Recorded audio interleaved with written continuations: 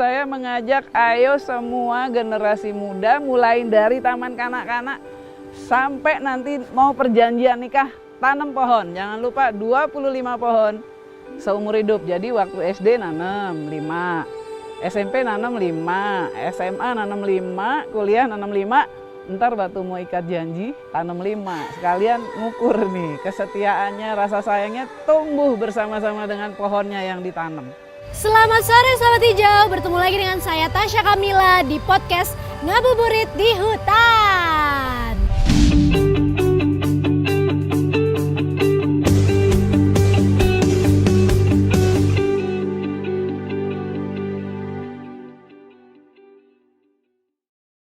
Wah, aku excited banget loh karena sore ini kita bakalan bahas isu yang menarik banget, yaitu tentang pemulihan lingkungan melalui rehabilitasi hutan dan lahan. Hari ini Ngabuburit di Hutan kita bakalan ditemenin sama seorang rockstar yang terlalu manis untuk dilupakan, yaitu Mas Ridho Hafidz, gitaris Slank. Halo Mas, apa kabar? Baik. Aduh, mohon maaf ya, di sini banyak fansnya gitu ya yang terlalu excited nih. Gak apa-apa. Aku aja juga sangat senang ya ditemenin sama Mas Ridho hari ini. Sama-sama, thank Terima you. kasih udah mau bergabung. Thank you udah diundang. Makasih. Nah, tentunya selain itu kita juga ditemenin sama yang ahlinya nih. Kalau kita ngobrolin soal rehabilitasi hutan dan lahan, yaitu ada Mbak Indi, staf Ditjen PDA SHLK-LHK. Wah, panjang ya singkatannya ya Mbak ya. Apa kabar Mbak Indi? Alhamdulillah sehat. Seru Tasya. ya, kita hari ini bakalan ngobrolin topik yang kayaknya menarik banget dan juga kadang-kadang orang bingung juga ya, rehabilitasi hutan, seperti apa itu? Tapi sebelum kita bahas soal rehabilitasi hutan, mungkin Sobat Hijau juga pada mikir nih, waduh kok ada Mas Ridho ya? Emang rocker juga bisa ikutan ramah lingkungan gitu kan? Jangan salah dong Sobat Hijau, karena untuk urusan lingkungan hidup ini, untuk urusan kelestarian alam itu tuh peran kita semua, bukan cuma tanggung jawab dan tugas dari pemerintah doang, bukan tanggung jawab dari pelaku usaha doang, tapi tanggung jawab kita semua, seluruh lapisan masyarakat, apapun profesi kita, apapun minat kita, ujung-ujungnya kita akan kembali ke alam. Dan alam akan memberikan dampak dari apa yang udah kita lakukan ke alam kita. Makanya kita punya perannya masing-masing nih untuk melestarikan alam. Nah Mas Ridho, aku mau tanya dulu nih sebelum kita ngebahas soal rehabilitasi hutan dan lahan ya Mbak. Sebenarnya ada nggak sih influence atau pengaruh dari musik dan budaya terhadap perilaku ramah lingkungan? Pengaruhnya sangat besar sebetulnya. Jadi kayak gini, musik itu ataupun musisi ataupun seniman itu kan punya kekuatan atau power untuk menggerakkan followersnya ataupun fansnya. Nah di musik sendiri sebetulnya kayak gini, kalau kita hanya musik itu sebuah hiburan. Kalau kita cuman nyanyi dan main musiknya sendiri, ya hanya sebagai hiburan aja, gitu.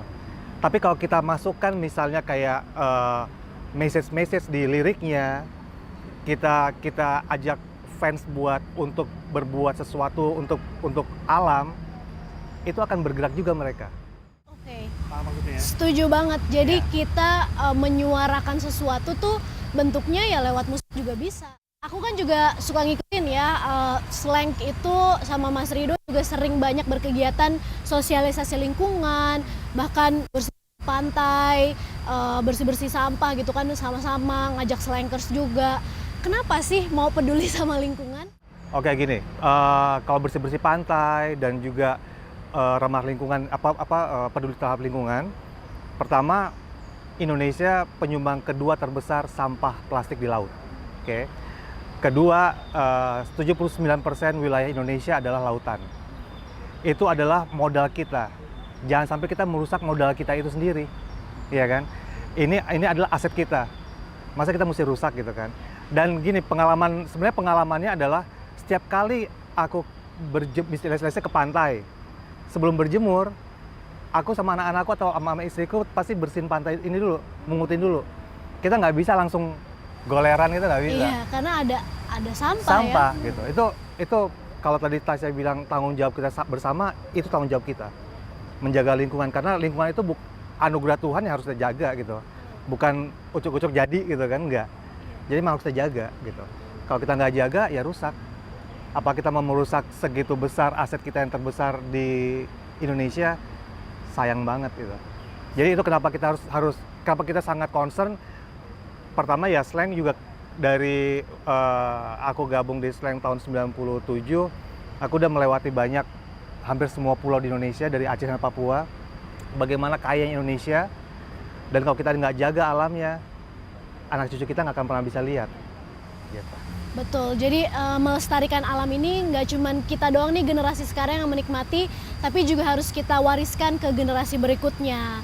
Wah, Sobat Hijau udah nggak penasaran lagi kan kenapa ada Star di sini ngomongin soal lingkungan.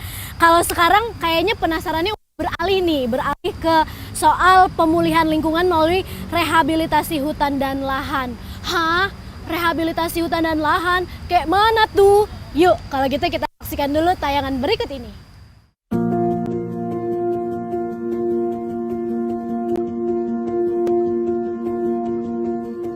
Kita mulai merindukan keasrian alami yang disediakan bumi. Atas nama kebosanan pada pengapnya kota, mendekatkan diri dengan alam adalah pelarian indah yang membutuhkan tanggung jawab.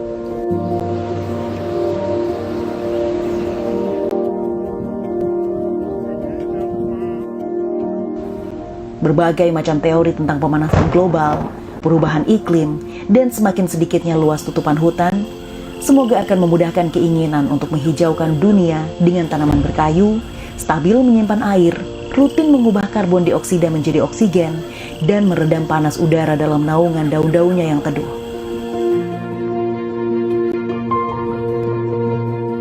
Ilmu geografi yang mempelajari dinamika bumi sebenarnya adalah pijakan untuk bertanya, mengapa di beberapa tempat air masih mengalir melalui sungai maupun sawah, sementara di beberapa tempat lain, sungai dan sawah mengering. Air adalah sumber kehidupan yang sangat penting.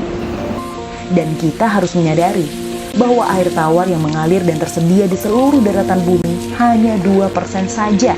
Sisanya adalah air laut. Dan untuk alasan itulah kita harus menyiapkan daratan untuk sebisa mungkin menyimpan limpahan hujan sebanyak-banyaknya. Salah satu caranya adalah dengan menambah luasan tutupan hutan.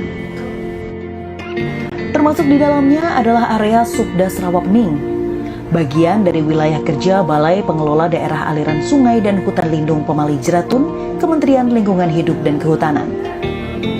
Rimbun tanaman berkayu di area ini menciptakan iklim mikro yang rajin mengundang hujan untuk turun dan membasahi wilayah Semarang dan sekitarnya.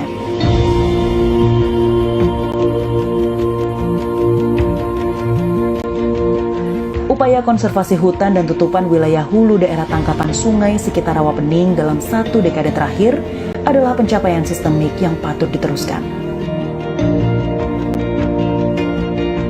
Proses menciptakan keseimbangan melalui gerakan menanam pohon disambut baik oleh mereka yang sadar akan manfaat ekologis maupun nilai ekonomi hutan.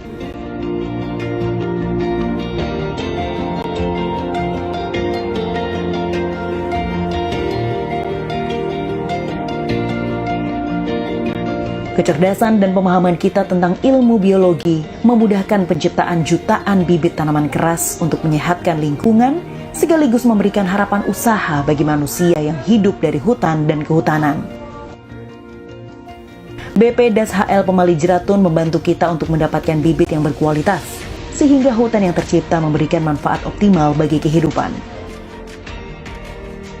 Di antara sekian banyak isu lingkungan yang mendera Indonesia, perhatian Kementerian Lingkungan Hidup dan Kehutanan kepada upaya menciptakan suplai tanaman sangat besar. Bekerja sama dengan kelompok masyarakat yang membutuhkan manfaat hutan dalam arti senyatanya, maka Kementerian LHK mengembangkan program Kebun Bibit Rakyat.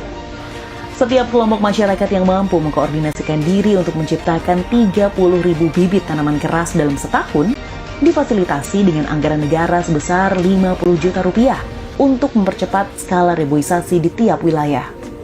Sejak tahun 2010 hingga 2018, Kebun Bibit Rakyat di Semarang telah menanam belasan juta pohon. Sebuah jumlah yang lebih dari cukup untuk menjaga ekosistem, ekologi, dan memutar roda ekonomi. Di Kebun Bibit Rakyat, kita akan dapati kerja keras dari BP Das HL Pemali Jeratun sebagai institusi yang diberi mandat untuk menjaga iklim Indonesia serta antusiasme masyarakat yang mendamba manfaatnya.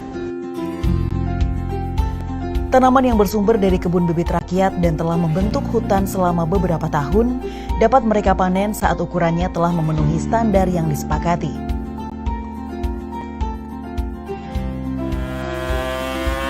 Kayu-kayu dari hutan rakyat ini adalah rantai awal bagi bergeraknya industri kayu Jawa Tengah yang sedang bergerak kencang dengan skala ekonomi yang dahsyat.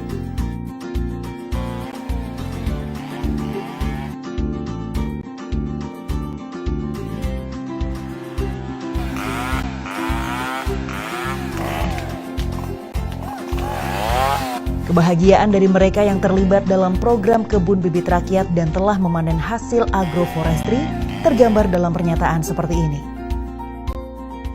Nama saya Pak Madmin Sulis dan saya selama menjadi kelompok KBR ya sudah terkabulkan, cita-citanya sudah berangkat umroh dan bisa mencukupi kebutuhan sehari-hari keluarga saya.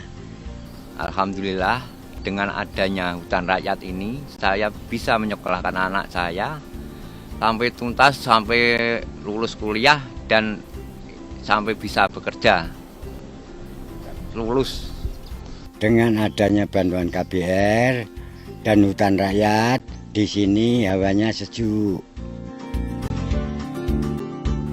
Hutan rakyat yang rimbun menyediakan keteduhan ragawi dan imani, menghidupi semesta kecil yang peduli. Kemarau telah berakhir.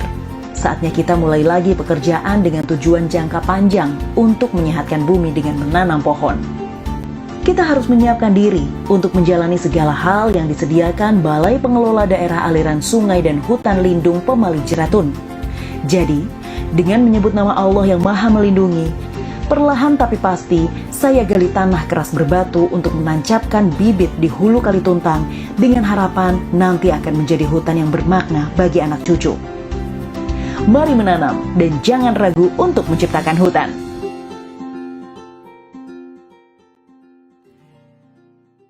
Begitu Sobat Hijau, sekarang kita mendingan langsung tanya aja ke Mbak Indi yuk. Mbak, apa sih pengertian dari rehabilitasi hutan dan lahan atau RHL ya? Kita sekarang nyebutnya RHL aja ya biar gampang. Dan perannya tuh apa dalam hidup kita? Untuk rehabilitasi hutan dan lahan, yaitu yang tadi disebut RHL, itu adalah suatu upaya dari kita untuk memulihkan, mempertahankan, dan meningkatkan fungsi lahan dan hutan itu sendiri. Sehingga peranannya sebagai penyangga kehidupan itu tetap terjaga. Seperti itu, penjaga bahwa kan karena hutan ini adalah penyangga kehidupan. Jadi kalau kita melakukan rehabilitasi itu, jadi penyangga sistem kehidupan kita tetap terjaga. Seperti itu. Betul banget. Terus biasanya yang dilakukan RHL ini tuh di mana aja sih Mbak? Nah, kegiatan-kegiatan ini, sasaran RHL ini sendiri itu di lokasi-lokasi lahan kritis, di das prioritas, itu di dalam kawasan hutan dan lahan, tapi kecuali cagar alam dan zona inti Taman Nasional. Nah ini mulai dari hulu das. Hulu das itu apa tuh Mbak? Hulu das itu di bagian daerah bagian atas, ya aliran sungai bagian atas. Nah itu khusus untuk daerah-daerah yang rawan banjir, longsor, kekeringan, dan juga untuk khususnya di daerah-daerah seperti daerah tangkapan untuk danau, atau ada bendungan, seperti itu sempadan sungai. Nah, untuk di bagian hilirnya itu diprioritaskan untuk daerah-daerah yang sering bencana rawan akan bencana tsunami, kemudian sering terjadi intrusi air laut dan abrasi. Oh gitu. Jadi harus diapain tuh daerah-daerah kritis itu, lahan kritis itu? Nah, kegiatan yang kita lakukan itu berupa penanaman. Oh, balik lagi ke menanam pohon. Ya, itu adalah inti utama dari dari kegiatan rehabilitasi hutan, yaitu ada kegiatan penghijauan dan reboisasi. Penghijauan dan reboisasi bedanya apa sih? Itu kan biasanya kita dulu pas SD ya suka diajarin term untuk mencegah banjir dan longsor harus dilakukan penghijauan atau reboisasi. Sebenarnya bedanya ada nggak sih?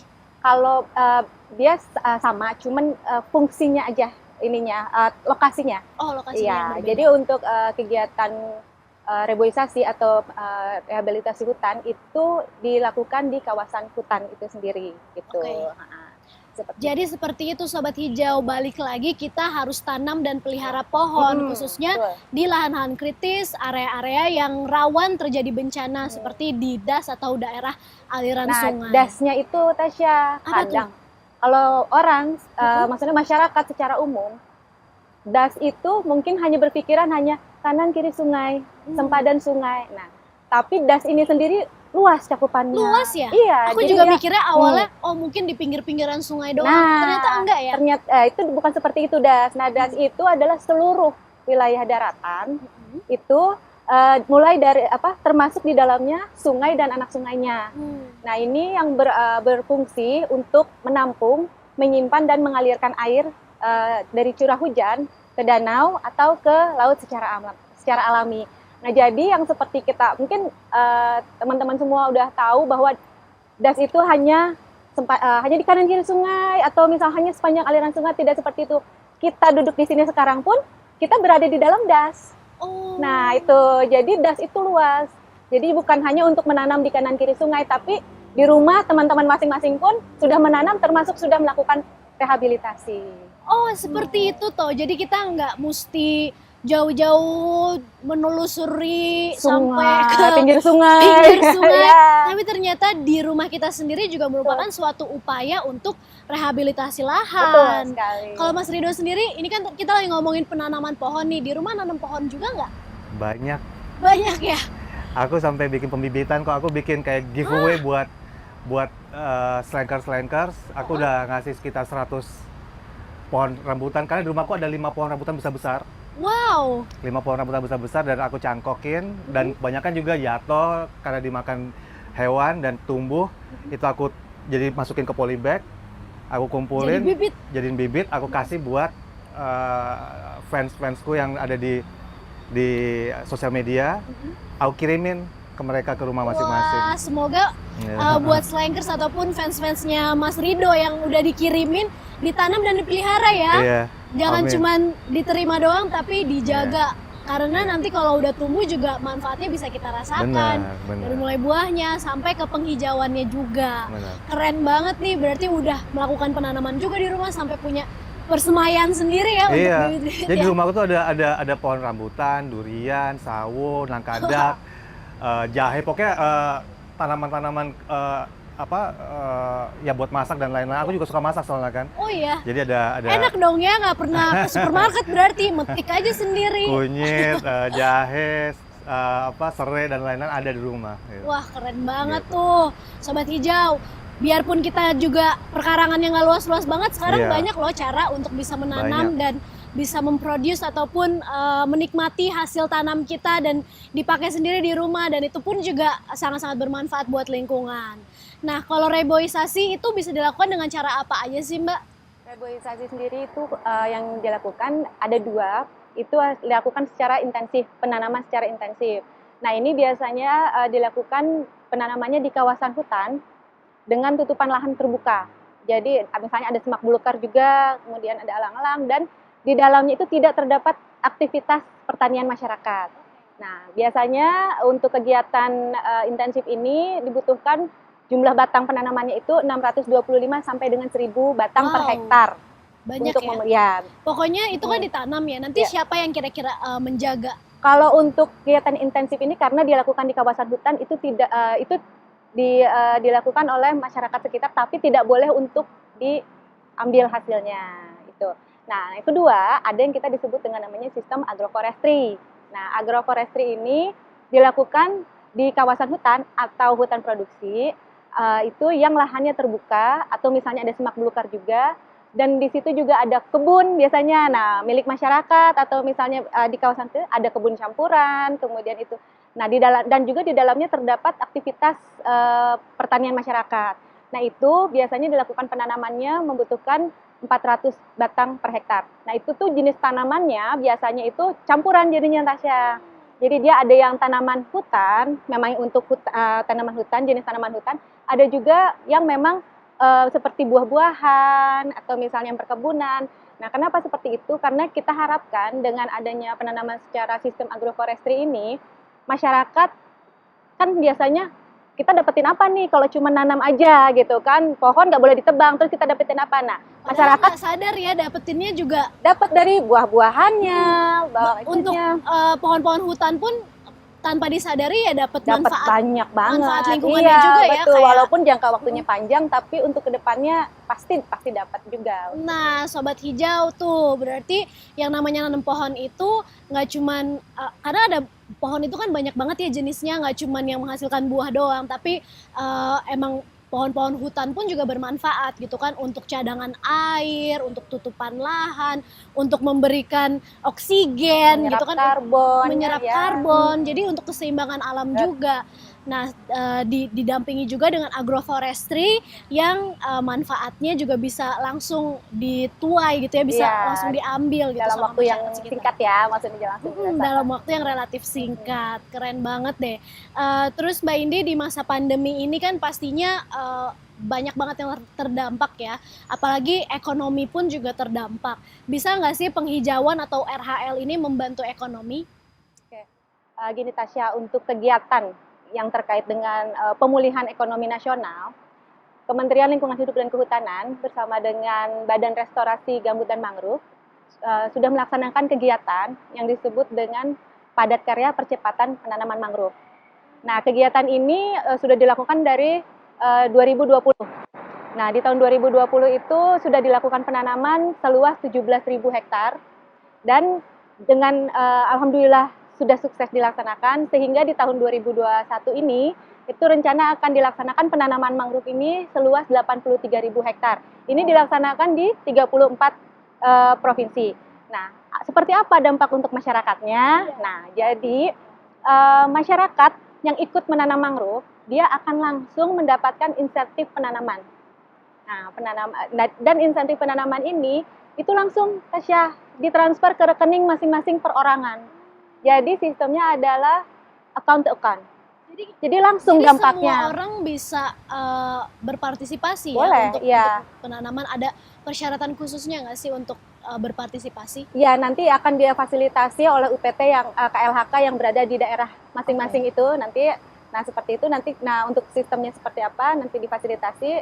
Yang pasti masyarakat akan langsung menerima dampak kegiatan penanaman tersebut. Oke, selain insentif dari penanaman, manfaat mangrove apalagi sih Mbak? Soalnya kemarin kebetulan kita ngabuburit di hutannya di Taman Wisata Alam Mangrove di Angke Kapuk tuh. Aku juga udah ngeliat tuh di situ kan bisa dijadikan wisata alam. Selain itu emang ada manfaat ekonominya juga ya untuk mangrove?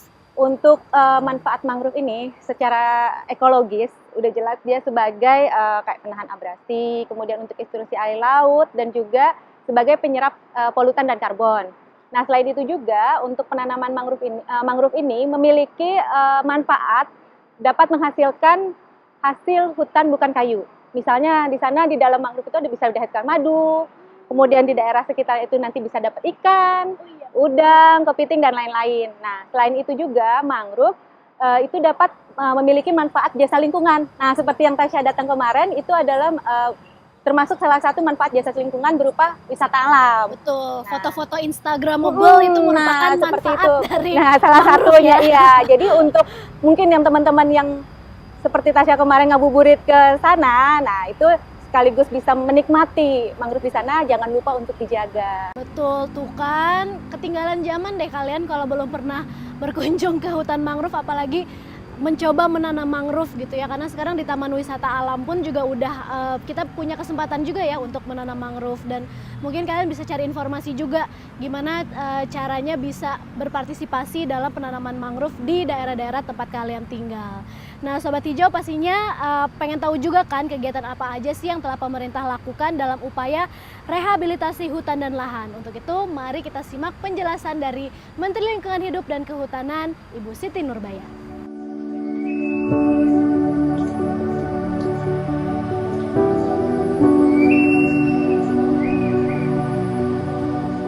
Selamat sore, Sobat Hijau Milenial. Kita ketemu lagi dan sekarang ada di tempat yang hebat ya, serba hijau. Dan inilah salah satu antara lain kita melakukan rehabilitasi hutan dan lahan dan penanaman. Idealnya sih sebetulnya kalau dia tempat alam, apalagi hutan, ya harusnya sehebat ini. Kita ada di Taman Nasional Gunung Halimun Salak di wilayah Bogor, karena ada juga yang di wilayah di sebelah sana di Banten.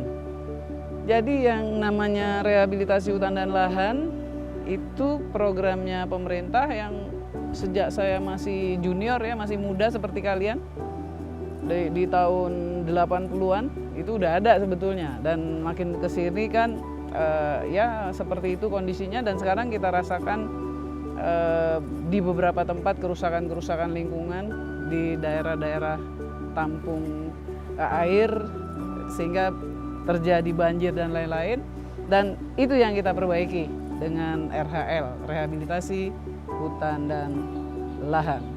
Artinya apa?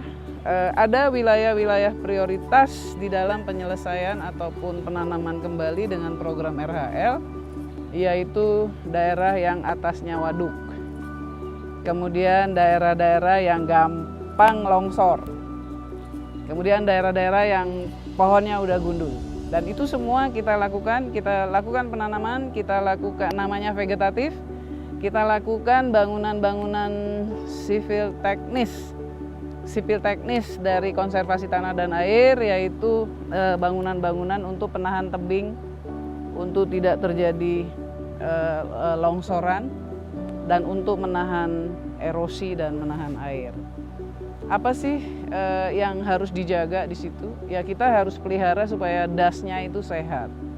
Das itu adalah daerah aliran sungai. Harus dibedain loh ya. Daerah aliran sungai atau watershed dengan atau river basin dengan riverbed. Kalau riverbed itu ya tempat airnya. Tapi kalau river basin yaitu daerah aliran sungai yang luasnya bisa 800.000 hektar. Jadi itu satu wilayah di mana dari satu puncak gunung di sebelah sini ke puncak gunung di dalam rangkaian gunung, itu namanya satu daerah aliran sungai.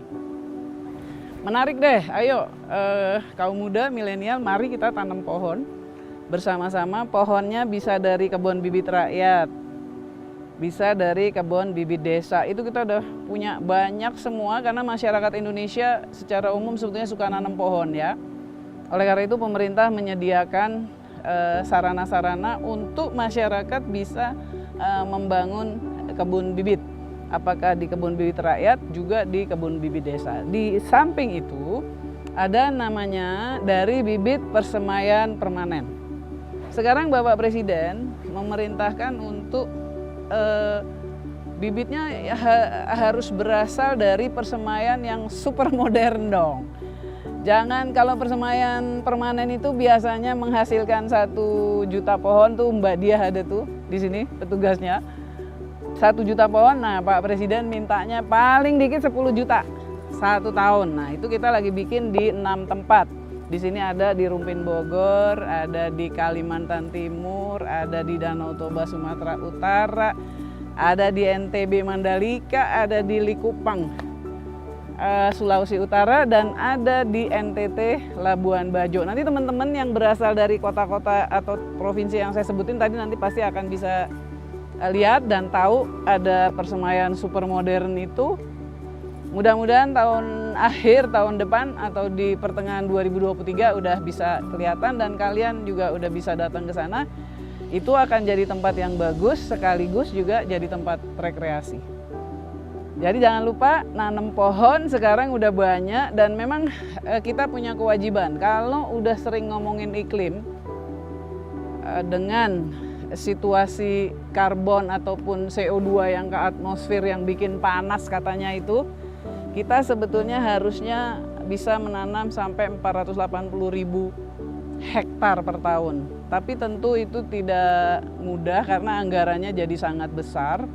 Oleh karena itu kalau kita lihat dari anggaran yang ada tuh paling-paling setahun bisa antara 80.000 sampai 120.000. Oleh karena itu saya mengajak ayo semua generasi muda, mulai dari taman kanak-kanak sampai nanti mau perjanjian nikah, tanam pohon. Jangan lupa 25 pohon seumur hidup. Jadi waktu SD nanam 5, SMP nanam 5, SMA nanam 5, kuliah nanam 5. Ntar waktu mau ikat janji tanam 5. Sekalian ngukur nih kesetiaannya, rasa sayangnya tumbuh bersama-sama dengan pohonnya yang ditanam. Gitu ya, jangan lupa sama-sama ayo kita aktif, kita sehatkan, kita hijaukan seperti ini alam Indonesia kita. Tanam pohon yang banyak untuk Indonesia kita. Terima kasih, selamat sore, selamat buka puasa ya. Terima kasih. Terima kasih Ibu Menteri. Wah, indah sekali itu Ibu Menteri di Taman Nasional Gunung Halimun Salak yang ada suaka elang Jawa, ya kan, pantesan tuh backgroundnya keren banget. Nah, Sobat Hijau juga udah denger kan pesan-pesan dari Bu Menteri. Ayo kita sama-sama ikut sukseskan ataupun ikut berpartisipasi dalam rehabilitasi hutan dan lahan dengan penanaman ataupun penghijauan dimulai dari rumah kita sendiri tentunya. Mas Rido, aku mau nanya lagi nih, kira-kira buat Sobat Hijau, anak-anak muda di luar sana, apa sih yang bisa mereka lakukan buat lingkungan kita nih agar semakin asri lagi, semakin berkelanjutan lagi? Iya, buat Sobat Hijau dan juga anak muda di seluruh Indonesia, kalau buat aku sih, aku selalu bilang bahwa kalian harus mengenal potensi daerahnya. Karena gini, kalau kita tahu potensi daerah kita pasti jaga, ya kan gitu. Kalau kita cuek aja, ya hasilnya juga berantakan juga. Jadi aku selalu bilang ke anak-anak muda di daerah-daerah bahwa kalian harus tahu potensinya apa. Kalau potensinya di laut, pelihara lautnya. Kalau potensinya di darat, pelihara daratnya apa, hutan kayak di sungai juga seperti itu. Jadi namanya lingkungan tuh bukan cuma di darat aja, tadi ada sungai juga, ada laut juga. Dan itu merupakan potensi-potensi yang ada di Indonesia. Dan kalau anak mudanya sendiri cuek-cuek aja, ya memang jadi selesai, Indonesia nggak punya apa-apa lagi nantinya. Jadi aku cuma bilang bahwa hal kecil itu akan merubah kebiasaan. Misalnya jangan buang sampah sembarangan, itu juga kebiasaan jadi tertular sama anak-anak kita mungkin ya, seperti itu. Dan kalau emang di rumah ada space kecil aja kayak Tasya tadi bilang, kita bisa nanam di rumah gitu. Dan saat pun kita nanam di rumah, kita bisa kasih lagi ke orang lain. Kita tanam lagi, kasih orang lain lagi. Jadi banyak sebenarnya kita bisa bikin selama kita mau. Dan menurutku juga harus sih sekarang. Udah saatnya menjaga lingkungan itu sudah jadi lifestyle.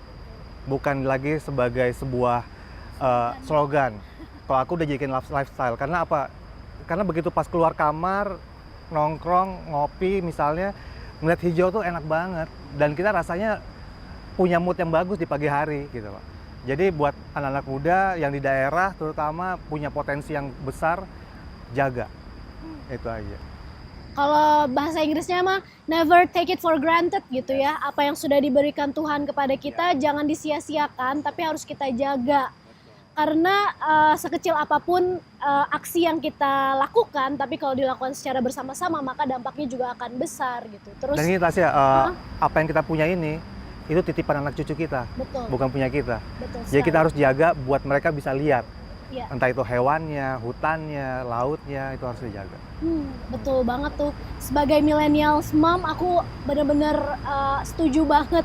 Karena Keren. pengennya apa yang aku bisa nikmati sekarang, ya anak cucuku kelak juga Ya. bisa nikmati gitu. Betul. Jadi jangan sampai berhentinya di generasi kita gitu. Dan Yes. mereka menanggung apa yang udah kita rusak Ya. doang gitu kan. Mereka yang harus memperbaiki, tapi dari sekarang harus kita jaga. Seperti menanam pohon gitu ya, manfaatnya itu nggak cuman kita doang secara personal yang bisa merasakan, tapi tetangga kita juga bisa ngerasain, bahkan satu Indonesia juga bisa merasakan manfaatnya dari apa yang tangan kita sendiri ini lakukan loh. Terima kasih Mas Rido Sama-sama. buat motivasi dan juga semangatnya untuk Sobat Hijau di luar sana. Dan untuk Mbak Indi, ada nggak pesan-pesan buat Sobat Hijau supaya mereka lebih peduli lagi sama lingkungan kita dan juga bisa terlibat dalam rehabilitasi hutan dan lahan? Untuk sahabat hijau semua, menanam mungkin kelihatannya hal yang kecil, tapi itu akan memberikan manfaat yang sangat besar. Oleh karena itu, sebagai kaum milenial, ayo kita sama-sama kita tanam pohon walaupun hanya di pekarangan rumah kita. Nah, kalau misalnya teman-teman sobat hijau bingung, aduh nanam apa ya? Atau mungkin saya nggak punya bibit, dari PDAS RH kita ada persemaian permanen di masing-masing kota. Nah itu sobat hijau semua bisa minta secara gratis Nah, tapi hanya satu persyaratannya, tanam dan jaga. Karena dengan menanam dan menjaga, kita akan menjaga peradaban kehidupan kita untuk generasi yang akan datang. Tuh, tanam dan pelihara. Jangan habis tanam selfie terus ditinggalin. Nah, yang penting udah ditanam terus dijaga. Iya, harus dijaga juga. Menarik sekali ya Sobat Hijau, bahasan kita hari ini memang udah jadi tugas kita semua untuk melestarikan alam dan lingkungan kita supaya kita bisa mewariskannya ke generasi mendatang, ke anak cucu kita. Terima kasih Sobat Hijau yang sudah bergabung di Ngabuburit di Hutan, dan tentunya terima kasih untuk Mas Rido Thank you, Tasya. dan juga Mbak Indi atas waktu, atas ilmu dan pengalamannya sudah berbagi ke Sobat Hijau semuanya. Untuk itu, Tasya Kamila, Mas Rido dan juga Mbak Indi pamit. Sampai jumpa di Ngabuburit di Hutan berikutnya. Lestarikan lingkungan dan hutan Indonesia.